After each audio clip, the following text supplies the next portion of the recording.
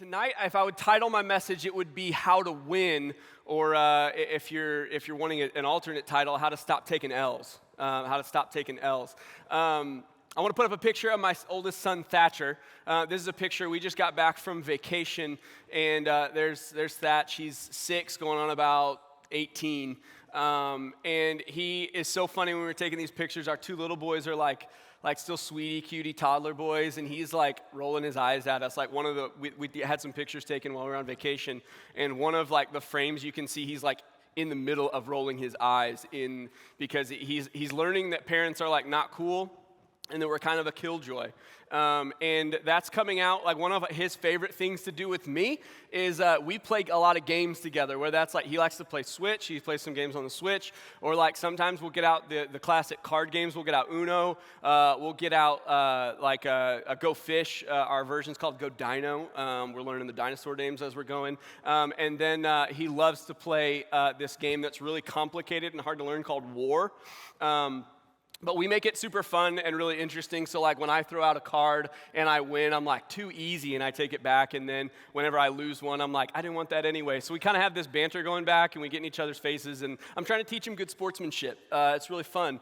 My wife calls me a bad winner or a sore winner. It's really, really cool to shape your kids that way.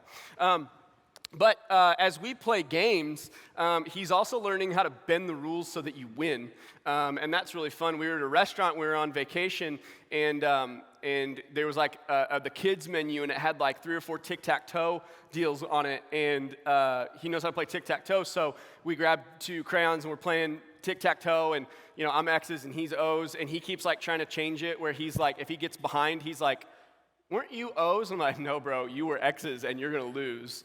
And a part of like me playing games with him, I want him to learn like, I'm better at you than stuff, and I'm going to stuff you in basketball, and I'm going to like beat you in stuff. And sometimes it's like I'm fine to let him win or kind of show him how to win. But in tic-tac-toe, I was on a tear. I was dominating. He would put a circle in the middle top quadrant, and I'm like, no, bro, you got to put it in the corners, and I basically have you down. Like I can win 3 different ways from here. And you're going to learn today, okay? So we're at this restaurant. We've got our other 2 kids there, me and my wife, and we're playing tic-tac-toe. And I would play with him and then talk to my wife. And I looked down, and like we each had 2 on the board, and I was getting ready to win. And all of a sudden, he has like all of them filled in with his X or O. And I was like, hey, what happened here? And he's like, I don't know. Looks like I won. It was like he filled them in, but he still didn't get 3 in a row. But he just drew a line. He's like, looks like I won. Like he'll change the rules regardless so that he wins, and it's super fun to be around. And like on my end of things, I'm like, I hate losing, so I'm like, no, that doesn't count. Cross that one out. Play again. You're gonna play it the right way, and you're gonna lose. But in Thatcher's mind, he's like, I'm gonna do whatever it takes to win. Like he loves playing Super Smash Brothers on the Switch. Any Smash fans in the room? He loves playing that, and his favorite thing to do is do like the practice mode where the guy that you're fighting can't move, and you just get to beat him up. And win. And it's like he doesn't ever lose. He hates losing, and it's like that's such a natural human thing. And I just think about what it is in this stage of life, and whether you feel like you peaked in high school or you're peaking now in college or you're post-college, and you're like, I think I peaked back then, and you're just now realizing it. It's tough to start taking L's. Maybe you're like post-high school, and you're like, man, college. I was listening to a podcast, and this girl was talking about like, after her freshman year of college, she kind of sat back and was like, is this all college actually is? Like, I thought it was going to be so much, and that was it? That was my freshman year of college? Like, this is what it looks like? And I think that happens at every stage of life. You get to the next stage. Ryan kind of talked about this last week, and you're always striving towards the next thing, and then you get to the next thing, and you're like, I thought it was going to make me feel a certain way. And ultimately what ends up happening is we think that the next stage is going to be a win, and it ends up being a loss, and we're like, why does it feel like I keep taking losses? Why does it feel like whatever happens in this season, I can't win, and the alternative is really, really difficult? Like if failure is the alternative, why is it that I can't feel like I just catch a win? If that's you tonight, I want you to lean into what Paul says, because he says something that seems so ridiculous. He says something that's like quoted in the Bible or quoted out in the church quite a bit.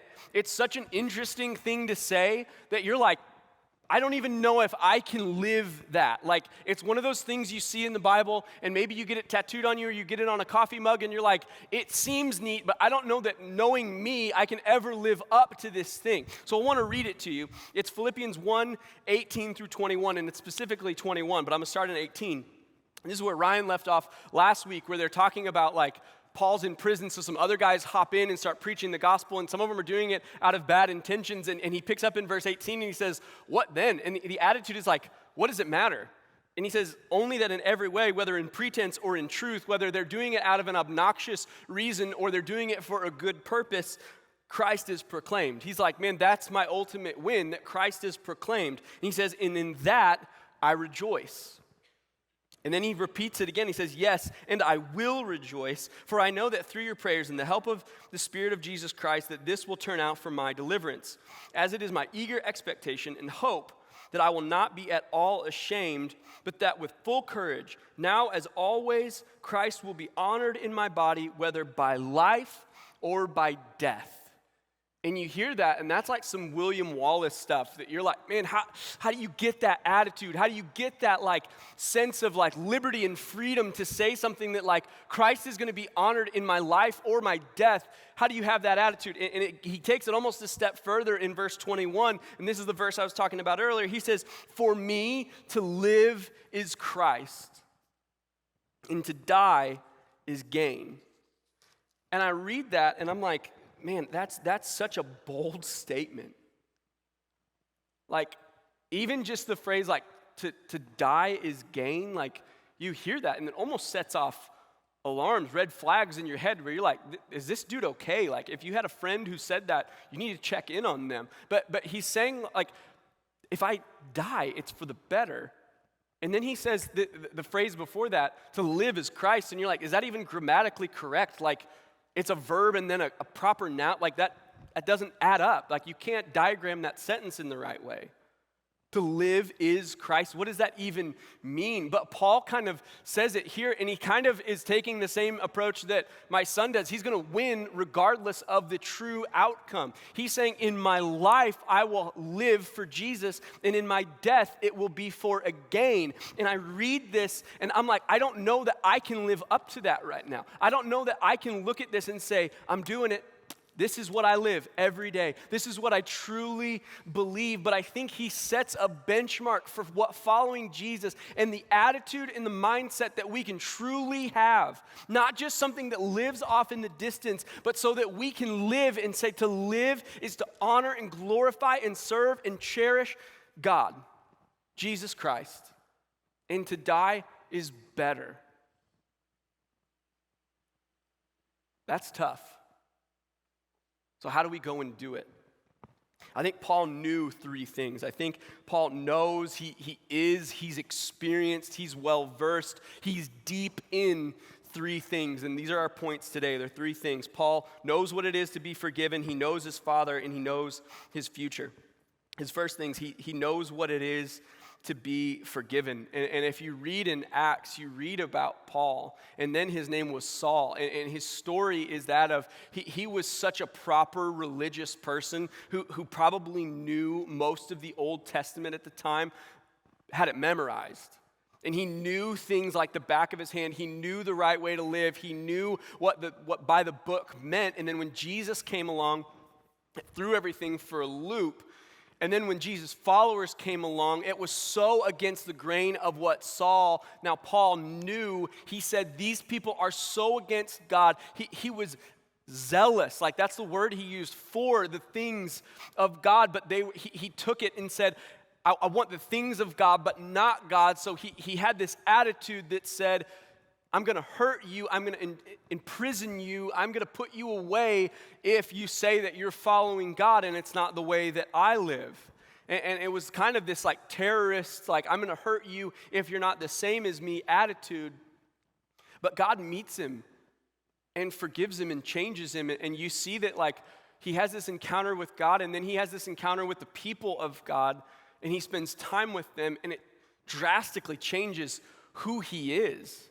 And I can imagine the way that he saw himself and the way that he saw his sense of justice and his sense of like, it's on me to get these things done. It's on me to make sure that people know that there's a wrong way to live and you are living the wrong way. And I'm going to show you. And if you don't stop, I'm going to hurt you. And if you don't stop when I hurt you, I'm going to throw you in prison. And he had all this angst and he had all this anger. And then he had this encounter with God, an encounter with the people that have been changed by God. And he just talks about, like, if you read Paul's letters, he just talks about God's forgiveness. And he talks about how it's a free gift and there wasn't anything. He came from this culture of like, I've got to make it all happen myself. And now he talks about it in Romans and says it's a free gift. In Ephesians, he says, I was dead in my trespasses, I was dead in my sin, but God, who made me alive together with him, he's like, listen, you've got to understand. So when Paul talks, he's like, he has this in his rear view mirror. He has this contrast in his mind of like, this is what it looked like. I know what that death life used to look like. It's not good. And now I know what life together with God looks like.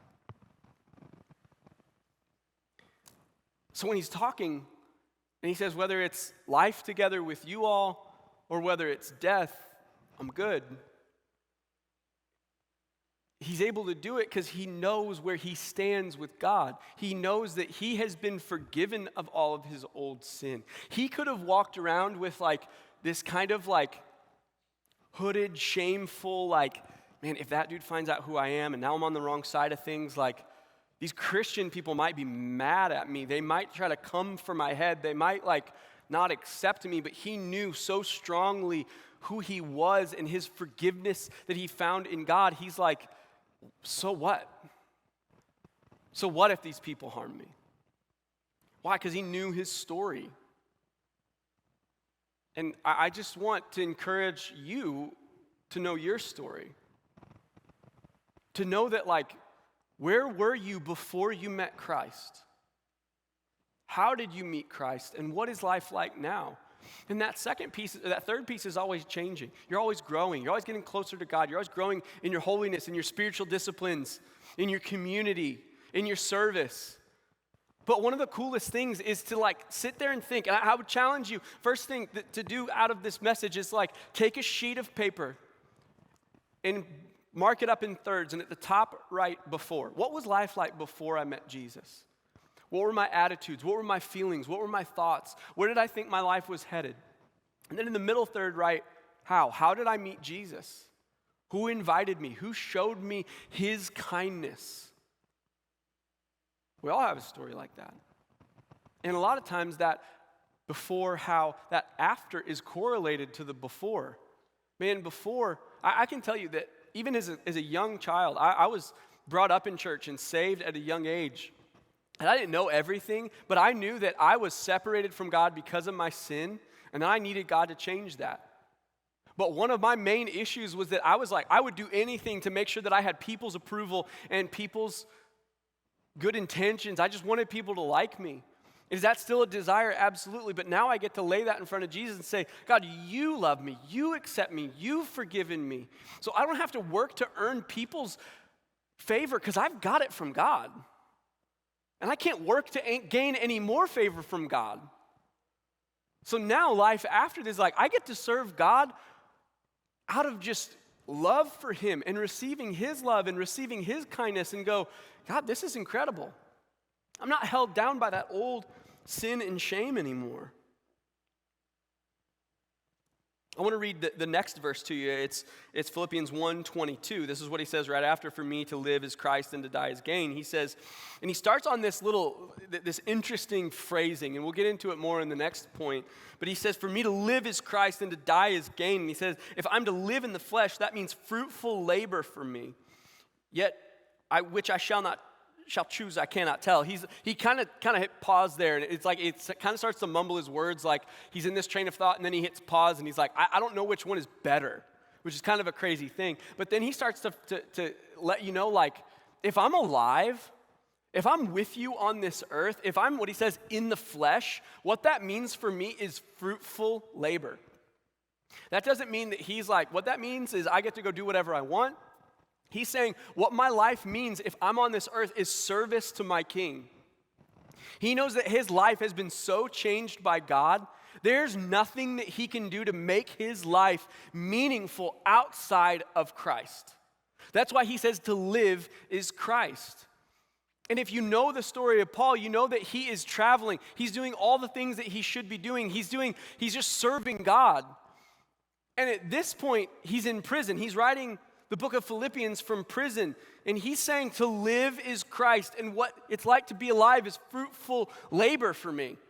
Like, you have to understand where Paul's writing this from. Paul's writing this in a prison cell. Paul was a person that probably could have hung his hat on, defined himself, took pride in the fact that he's like, man, I traveled all over Europe. I traveled all over Middle East. Like, I'm all over the place, and I'm serving God. That's what I do. I travel. I serve. I encourage churches. I challenge them. I admonish them. That's what I do. And he gets locked up in prison.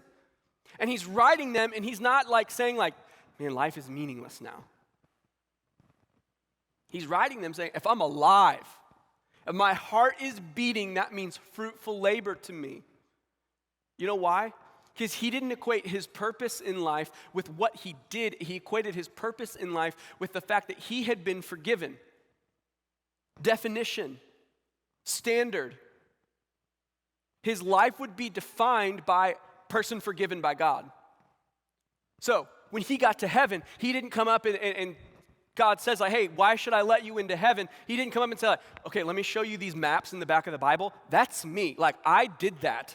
That red line, me. So I think I'm a pretty big deal. I think you need to let me in.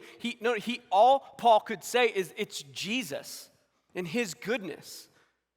And find Jesus in heaven and say, look at the nail scars on his hands and the nail scars in his feet. That's the reason I can be let into heaven, because Jesus took the payment for my sin. So that frees him up because he knows he's forgiven. Can I tell you that like one of the biggest things that we get to talk to young adults about is like, what's that next transition? What's that next stage of life? Do I move back home? Do I go to St. Louis, Kansas City? Do I move to Dallas? Do I take the job? Do I stay in town? Do I minister here? What do I do? And it's fun. It's honestly one of the coolest things to talk to young adults through transition. And I really think that there are some wise decisions, there are some unwise decisions, but there are some things that's like, you get to use the gifting that God's given you, and you get to love God. Sometimes I think we overcomplicate what we need to do for God, and we think that God has like hidden his plan somewhere, and we've got to like find it. And we've got to get a shovel out and a broom and go paleontologist and try to find what it is that God's hidden for us. And Paul's like, hey, whatever it is that God has for me, whether it's a prison cell, whether it's, like Paul went through some really difficult things, like shipwrecked, snake bitten, beaten a bunch of times. And he didn't look back and go, looks like those are closed doors. He just picked up his stuff, went to the next town. And it says that the Spirit led him. But I think sometimes we just need to look for opportunity. How can we use our gifting, our passion, to serve God? That's what Paul did. We have the freedom to do that because of what Jesus did for us, because of our forgiven state, because of who he tells us that we are. And we get to serve so clearly, so easily. I want to read you a couple of verses, Philippians 2, 5 through 8. This is where Paul gets his attitude towards service. Philippians 2, 5, 8, he says, have this mind among yourselves, which is yours in Christ Jesus, who, though he was in the form of God, did not count equality with God a thing to be grasped. What that means is Jesus came to earth, and he could have sat on a throne, he could have made everybody his servant, and he came in and he served people. He didn't count equality with God a thing to be grasped, but emptied himself by taking the form of a servant, being born in the likeness of men, and being found in human form, he humbled himself by becoming obedient to the point of death, even death on a cross. So Paul's perception of what being forgiven looks like comes from Jesus, who came to earth and could have said, listen, I'm like perfect, like I'm Jesus, I'm God himself, I don't have to serve, I don't have to do anything, but he did. And now we get the moniker of forgiven on us, and we could go, I'm good to go. I don't have to do anything for anybody. But Paul is pointing this connection and saying, listen, Jesus himself came and he served, so you should go serve. Galatians 6:10, and let us not grow weary, 9 and 10, let us not grow weary of doing good, for in due season we will reap if we do not give up. So then, as we have opportunity, let us do good to everyone, and especially to those who are in the household of faith. Ephesians 2:10, for we are his workmanship, created in Christ Jesus for good works, which God prepared beforehand that we should walk in them. 2 Corinthians 9:8, and God is able to make all grace abound to you, so that having all sufficiency in all things at all times, you may abound in every good work. You have this position of forgiven, and you get to take that position to that of a servant. This is how we take who Jesus is and show it to the people around us. Why? Because the comparison game is gone. When you're not forgiven, when you're not living in this space, you look at someone in the same field as you and you go, man, your success is my failure. Your rising is my lowering. So I'm going to sabotage, I'm going to hope the worst for you. But if we are in Christ, if we're forgiven, we get to look at somebody who's doing well and go, that's awesome, good for them. That's so good that God blessed you in that way, especially when our attitude is that of Paul's and we're going, man, my win? Look at Paul's attitude in verse 18. He says, people are preaching in my absence. What that meant is that some people were like, man, Paul's gone. He was leading the church. What are we going to do? Well, we were his guys, so now we're going to go and preach because we love God and we love Paul. And there were some people that were like, Paul's gone, and we get to have a win now. And there's some people that were following him that we can. And Paul's like, who cares? What matters is that the gospel's going forward. What if we had that attitude in our workplace so that when someone else gets a promotion, we go, that is so awesome and you are so deserving of that because our win is not here on earth, it's in heaven. Our win is when we get to heaven and you don't know the layers of service. You don't know what that's going to do. You don't get to see the ripple. You don't get to see the tide. You don't get to see what your service, what your selflessness, what your obedience does for the kingdom of God, but we are called to obedience. In 1 Corinthians, there's people that are going, okay, there's some people in the church that like some are following this one guy, some are following Paul, and Paul goes, hey, it doesn't matter. Some people sow, some people water, but God does the growing. He's shedding the importance on him off of himself and giving it to God. Why? Because he doesn't care who gets the win. What if we had this attitude? What if we had this attitude with other Christian organizations?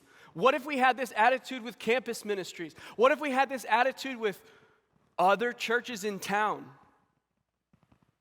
Why? Because Springfield is big enough that we need people that serve our city. We need more people that are laboring, more people that are loving our city, more people that are preaching the gospel and reaching people. Why? Because we have the moniker of forgiveness upon us. So it doesn't matter if you win and I lose. It's Jesus who gets the win, right? Paul knew he was forgiven. Point 2, Paul knows his Father. Paul knows his Father. In Philippians 1, verse 19, he says, yes, I will rejoice, for I know that through your prayers and the help of the Spirit of Jesus Christ, this will turn out for my deliverance. When he says deliverance there, it's almost what he's talking about in forgiveness. He's saying not just deliverance from the prison cell. He legitimately didn't know if he was going to get out of prison. He thought he could have a lifetime sentence or he could be sentenced to death or he could get out. But a lot of commentaries and scholars agree that what he's talking about there is not deliverance from shackles. It's deliverance from this life and being with God. So he says, through your prayers, I know that I'll be okay. And he knows, like, when you hear Paul talk about prayer, he talks about this urgency, this dependency, this desperation, that, like, the more I'm learning about prayer, Logan and I are reading this book that Pastor Tom gave us. The name of it's leaving me right now, but it's about, like, just Paul Miller. He talks about how, like, following Jesus kept looking at these childlike faith people. And he's like, that's what it's about. These people that like didn't know much, but they knew I'm broken and I need God, that's the attitude he loves. And Paul's attitude towards his Father is like, I'm going to pray like you are the one with the power. I'm going to pray like you are the one who can change things. I'm going to pray like you are the one in control because you are. It doesn't have to be well defined. It doesn't have to be well thought out. It doesn't have to be this incredible thing. It can just be this cry out to God. In Philippians 4, he talks about anxiety. And he kind of says, let the words fall out of your mouth. Which I'm so happy because in a moment of anxiety, I don't know how to speak in these and nows. I just don't. And to be a father now and to have children and know what their attitude is of them coming to me, I don't say, hey, come back and say it the right way. Okay? I heard you fall. I see the scrape on your leg. I know how to help you. But until you have the right words come out of your mouth, I will not help you. No, what kind of father is that? No, instead, my attitude towards them is just come to me, let the words fall out of your mouth. And as an infant, you don't even know words. So why is it that as a believer, we think that we should just know how to talk to God from the moment we meet him? No, sometimes you're going to have to learn how to talk to God. His attitude of desperation. And then he gets into this, like, Paul after this, like to live is Christ, to die is gain. And then he says that, like, if I'm going to live in the flesh, it's fruitful labor. And then he gets in, it's like he stops, and it's like this kind of like broken up thing. He says, yet which I shall choose, I cannot tell. But in verse 22, 23, he says, yet which I cannot tell. He says, I'm hard pressed between the two. My desire is to depart and to be with Christ, for that is far better. That's what he's talking about. To die is gain. To be with God is far better. But to remain in the flesh is more necessary. He says, convinced of this, I know that I'll remain and continue with you all for your progress and joy in the faith, so that with me you'll have ample cause for joy, glory in Christ Jesus, because of my coming to you again. He's like, he stops and he's like, I want to be here, but I want to be there. And like, his attitude is that of like, man, it would just be better to be with God. He has this relationship with God where he's like, man, it would be better to be with him. He has this high view of God that says, I want to be with you. I want to be near you. He has such affection and intimacy with God. He views death as not the end, but the beginning, the continuation. Even the way that it's phrased there, he says to die. He doesn't say death. It's like the word in Greek is like a pass-through. It's like not the end. It's just like the act of death is the beginning of being with God. He has this attitude of like, I don't know, I want to get there already. These chains have been hard, and it would just be better to be with God. One of the most incredible things about being in a church that's really old is that we have some really awesome older people. And it's cool. I've gotten to go on several visits with Pastor Eddie to see people that are not able to come out of their home or not able to be at services much longer. And I just remember going and visiting someone and hearing someone say, I'm ready to go and be with Jesus. And I remember like being young and being in ministry and just being like, man, I want that affection for Jesus. I want to get to the end of my life, like Paul's kind of arguing here, whether that's in 6 years or 60 years, and go, I just love God so much. It's going to be such an awesome thing. It's going to be better. I love Romans 21, where it says that he's going to wipe away every tear from our eyes. He's going to make every wrong right.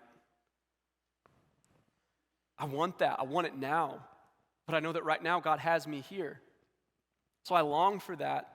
But I also trust that God has me here for a reason. So what Paul said is, this is fruitful labor. But that comes from knowing the heart of your Father.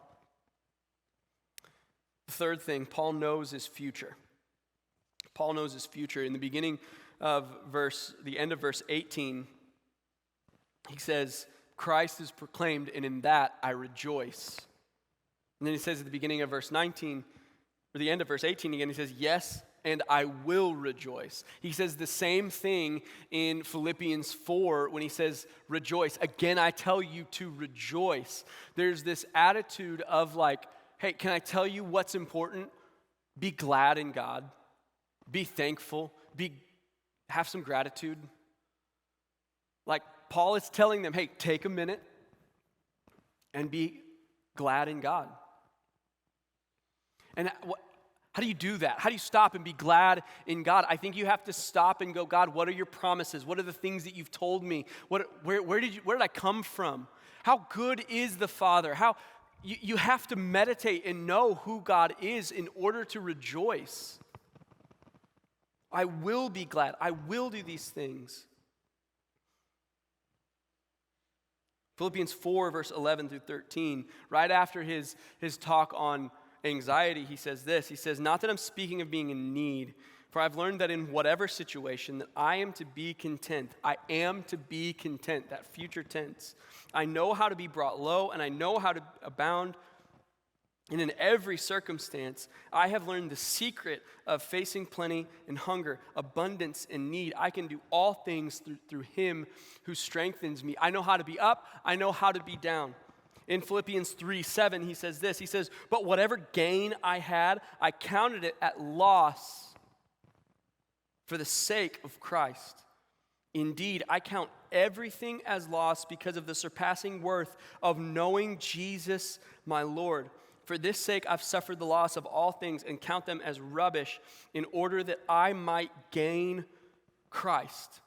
He has this attitude because he's seen the mountaintop and he's seen the valley, and he says, I wouldn't trade all the riches in the world. He's speaking to a very rich person in this church in Philippi, and he's saying, listen, whatever riches you can offer, whatever vengeance this life can give, whatever liberty, whatever justice this life can offer, it's not worth it. I would personally lay that down. I've seen it and it's not worth it. I would rather have Jesus than anything else in this world.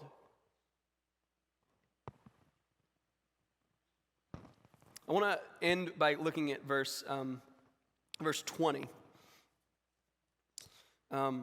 Paul uses a couple words that I kind of moved over at the beginning, but I think they're important as we finish.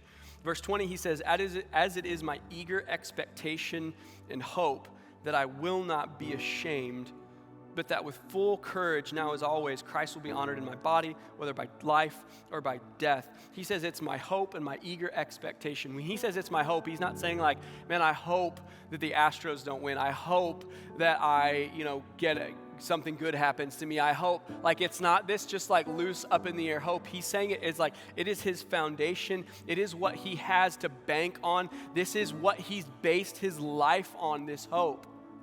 And that word is kind of a twofold in the Greek, where hope is one meaning for it, eager expectation is the other interpretation of it, the translation. And that word eager expectation, it's almost like, the way that I saw it explained is it's like you're straining your neck to go see around the corner to see what is coming next. Paul's living his life not just for today, but he's able to do all these things. He's able to look at his chains. He's able to look at his present situation and say, things are good. I get to serve God. So it's whether I die or whether I live, it's great. Because he's craning his neck, looking towards what's in the future. And he says, I know, and it is good. It's not just this abstract idea. He's taken the promises of God and said, I trust that my Father is good enough because I've seen him forgive me, so I can trust in him, so my future is secured in him. So I know that I can look at my present situation and say, this is not what I would choose. This is not what I would want. This is not the job I want. This isn't the job that I thought I would have as a degree. I'm in school longer than I want. I'm not in the relational status that I want. I'm not making the money that I want. And look back and go, God, you are good, and I will be obedient because I know where my future rests. He brings the win. If we're obedient, it doesn't matter if we fail on this earth or not. If we are obedient to God, our life will be a success when we get to heaven. And he says, why should I let you in? Because of Jesus. So that whether it's by life or by death, we get to know that it's him.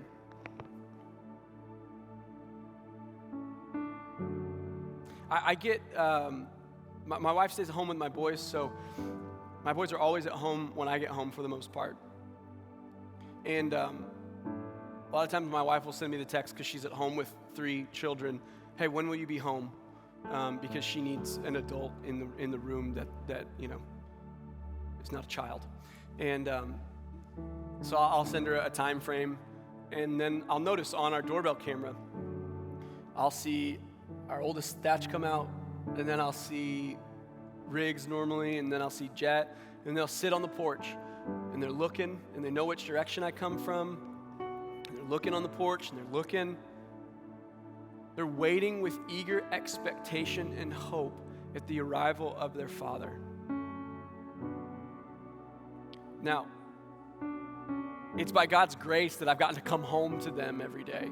It's by God's grace that nothing's happened to me, but they know that they will wait there and they'll see my car pull in the driveway and I'll put it in park, and then they can come out to me and I'll accept them with open arms. Why? Because I've done that hundreds of times over. And Thatch, since he was really, really little, would look, he'd wait at the screen door, he'd wait at that glass door, and he'd wait, and he'd pound on the glass and he would wait. Because he knows that his father is coming home. And our God is so good. If he has forgiven you, we can have faith that his promises are true, that he's coming back for you, that when you die, that is not the end. So we live life with this hope that man, I can be obedient to God. Why? Because I know that my Father is coming. He'll make things right. He's good. So I can try my best. I want to give him my all. But what if my all's not enough? His is enough. He's coming back for us. Paul's statement here that it's my eager expectation and hope that I shall not be ashamed. He's not just saying that I won't be embarrassed. What he's arguing for here is that he won't have the list of his sins brought out at the end of his life. Okay, you did this. This is the payment for that. This is what you're going to have to do. This is the sin that you did on this day. This is the attitude. This is what you did. This is how you harmed someone. This is that ill intent that you had. He won't be ashamed, where those will be made public knowledge. That he knows that when he gets to heaven, he won't be ashamed. Why? Because when he stands in front of the great white throne of judgment, he won't have anything to say besides, look at Jesus' hands, look at Jesus' feet. He's why I can come in. He can't look and compare to everybody else and say, look at the other missionaries. My red line in the maps in the back is longer than anybody else. I've done more. He won't say, look at how much stuff I amassed. Look at how good I was. He knows that all of that will bring him shame, but he knows that because of Jesus, he won't be ashamed. So I want to ask you, if you're standing there, what do you have to say to God? Can you point to your goodness? Can you point to what you have to do? Because the reasons that Paul has a win in life, if you look at these points, if you look at what Philippians 1 says, it's not because of Paul. It's because of Jesus. So what would you say? I'm going to ask you to bow your heads. And I want you to just have a moment with God by yourself. If you'd have anything to say but look at the hands and the feet of Jesus, that's going to bring you to shame. The only hope that any of us have is that we would proclaim today, tomorrow, the next day, all the way till that moment, it's Jesus. That you can be fully forgiven of that list of sins. Paul said it in Romans that if we believe and confess with our mouths that Jesus is Lord, he is the most important, he sits in the driver's seat, that we will be forgiven. Paul knew what forgiveness looked like. That's why he got to live this way. Do you know what that forgiveness looks like? Jesus offers it freely. if you're here and you'd say, I don't have that and I want that tonight, in a moment of transparency and honesty, would you just raise your hand? I need that tonight. I need that.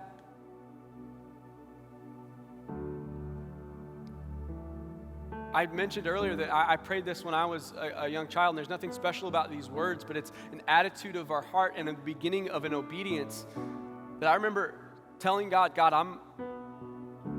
I'm broken, and I need you.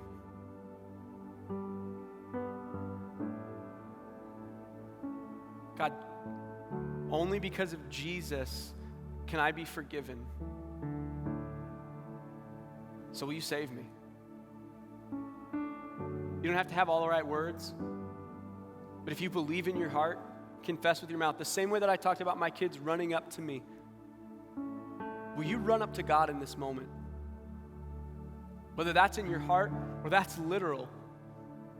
What Paul talked through is that we confess with our mouths and we believe in our heart. I think there's something to that. We're going to have a moment in just a minute here where you have the opportunity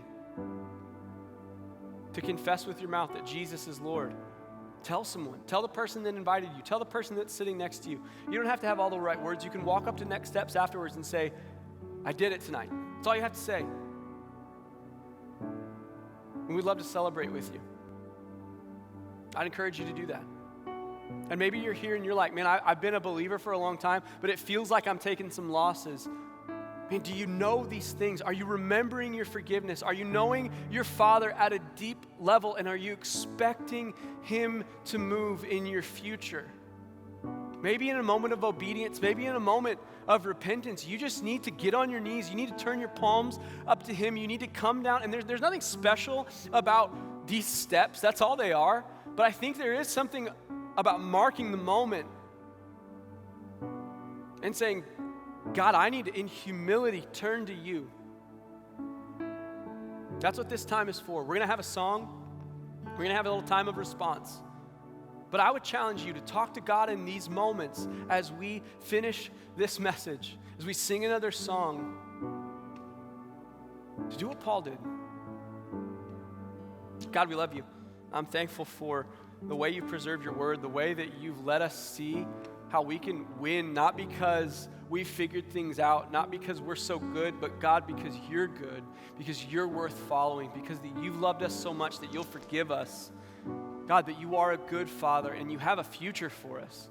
God, we don't ever deserve those things, but you are so good that you give them to us. And I pray for the person right now that, God, they maybe see those words, but God, they don't believe them in their heart. And I pray that they would surrender to you in these moments, God. We love you. In your holy name, amen.